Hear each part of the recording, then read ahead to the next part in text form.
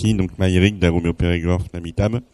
Une question à savoir si on suit s'il y a eu des observations de ces punaises sur vigne, ou juste anecdotique. Et oui, ça a été cité l'utilisation des pyréthrinoïdes, donc j'imagine de synthèse. Est-ce qu'il y a eu des essais avec des pyrètres naturels aussi, par exemple? Je peux répondre? Ouais, sur la vigne, oui, elle a été trouvée aux États-Unis sur vigne. En Suisse, je ne sais pas. Non, pour le moment, non. Pas pour le moment. Mais aux États-Unis, oui, elle passe sur vigne. Et ça poserait des problèmes éventuellement lors des vendanges, en donnant un goût pas très agréable au vin quand il y en a beaucoup. Voilà. Et les pyréthrinoïdes Je pense que les pyréthrines doivent avoir une certaine action. Après, la question, c'est la durée. Mais je suppose que, en tout cas, ça doit la déranger aussi, quoi.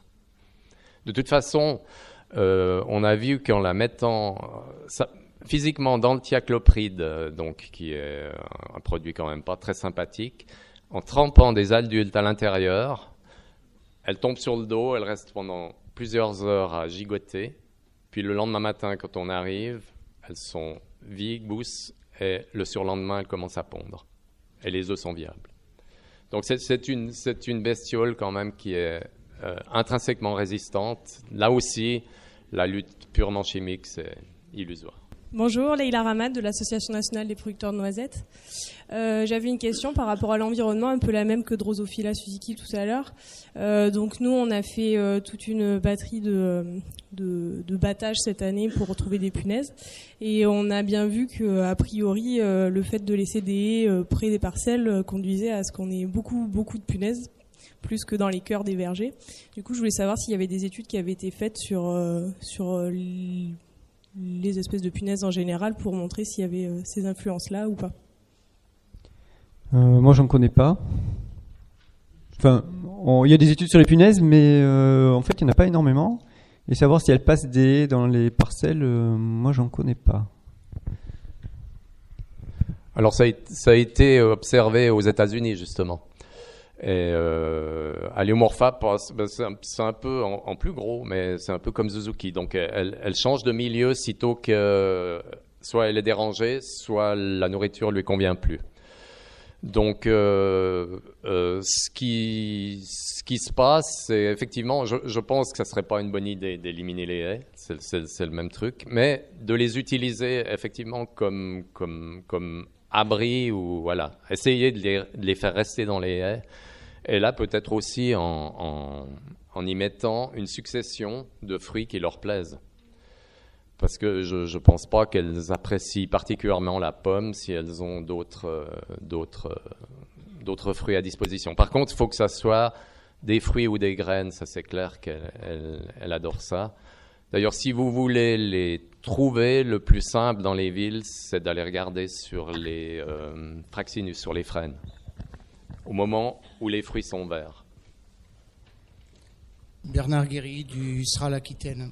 Quand on regarde notamment les espèces qu'on trouve sur noisettes, globalement ce sont des espèces que l'on trouve en forêt et en lisière de haies.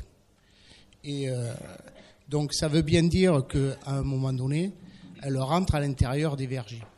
Alors les structures de noisetiers aujourd'hui sont globalement comme des forêts, et effectivement c'est qu'à un moment donné, quand vous êtes près de haies ou de forêts, eh ben, elles rentrent systématiquement à l'intérieur des vergers. Et quand on regarde un petit peu, c'est la punaise des bois, c'est la punaise verte, c'est des espèces qui sont relativement dans les... Moi, j'ai discuté avec un maraîcher qui a eu des gros soucis de punaises sur toutes ses brassicacées. Alors, il me disait que c'était une punaise verte. Alors, il me parlait de Nesara, mais qui faisait pas de soucis en tomates et aubergines. Alors, en cherchant, j'ai trouvé ça curieux. En reparlant avec mon conseiller, il me disait que c'était plutôt Eurydimus.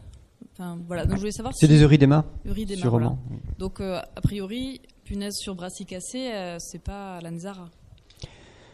Classiquement, sur brassicacée, on a 3 espèces d'Eurydiema. Après les Nézara, j'en sais rien. C'est tellement polyphage que pourquoi pas, mais c'est pas les punaises qu'on y rencontre couramment, quoi, sur brassicacées. Ce qui est étonnant, c'est qu'elles étaient vertes. Ça, c'est... Oui. Ouais. Bah, s'il y a Eridema oleracea qui peut être du roux, enfin, elle est pas verte, mais enfin, elle peut être un peu vaguement verte. Vraiment vaguement. Je vous en montrerai cet après-midi. C'est quand même plutôt noir que vert. C'est pas une punaise verte. Après, Nézara peut être, Nézara qui est une punaise verte, elle peut être brune. Hier, j'en ai reçu une pour de l'Haliomorpha alice parce que c'était une punaise brune. En fait, les punaises changent de couleur à l'automne. Et donc, les Nézara qui sont verts pendant toute la saison, elles deviennent brunes quand elles commencent à hiverner. Et pareil pour la punaise verte qu'il y a dans les vergers qui s'appelle Palomena prasina. En ce moment, elle est en train de virer au brun. Donc, bien que ce soit des punaises vertes, on peut les confondre avec des punaises pas vertes. Mais par contre, avec les punaises des brassicacées, c'est plus difficile. Parce qu'elles sont beaucoup plus petites en plus, celles qui sont sur les choux. Mais apparemment, il y a des émergences de punaises donc, en maraîchage, beaucoup. Donc il y a les Eridema qui émergent sur les choux, a priori. Il y a les Ligus sur tout un tas de cultures de maraîchage. Il y a quelques autres punaises, les Liocoris. Enfin, il y a une problématique punaise en ce moment qui est un peu partout. Bertrand Bourgoin, simplement je refais un petit point du positionnement réglementaire sur la punaise. Donc sur la punaise marbrée, en fait, elle a été sur liste d'alerte au EPP de 2008, donc suite à la détection suisse, de 2008 à 2013. Elle a été ensuite délistée. Ça, c'est la position européenne. Ensuite, au niveau français, donc c'est une punaise qui a fait l'objet d'une analyse de risque simplifiée donc auprès de l'ANSES suite à la demande de la DGL. L'analyse simplifiée donc a été rendue en mars 2014 et suite à cette analyse simplifiée, ce que j'ai dit tout à l'heure dans l'exposé général, il nous a pas semblé bon donc de maintenir des mesures, j'allais dire de confinement, de gestion de foyer, etc. Puisque une des conclusions, et je reviens pas dessus parce que ça a été dit par les excellents orateurs précédents, une des conclusions majeures, c'est que de toute façon la dissémination et le développement dans le paysage français était plus du domaine du possible. Ce qui ne veut pas dire qu'il ne faut rien y faire. Ça, couplé avec le fait, et ça a été dit aussi, c'est une des conclusions de l'analyse simplifiée de risque sanitaire, pas de stratégie insecticide hyper performante dessus. Donc, ce qui veut dire qu'en fait, l'enrayement, puisqu'on n'est plus dans l'éradication, l'enrayement se situe ailleurs. C'est ce qui explique son positionnement réglementaire aujourd'hui. Et pour terminer, pour être complet, c'est que suite à la déclassification, donc on est en catégorie 3 dans le nouveau règlement. Après, il y a un autre problème. Enfin, l'intérêt de la réglementation, c'est d'éviter les nouvelles importations. Donc, ça marche bien de bloquer et de surveiller les marchandises végétales. Mais là, étant donné qu'elle arrive avec les voitures neuves, avec n'importe quel container, à moins d'arrêter le commerce mondial, les mesures de quarantaine auront aucun intérêt. Donc, c'était pas la peine de s'embêter avec.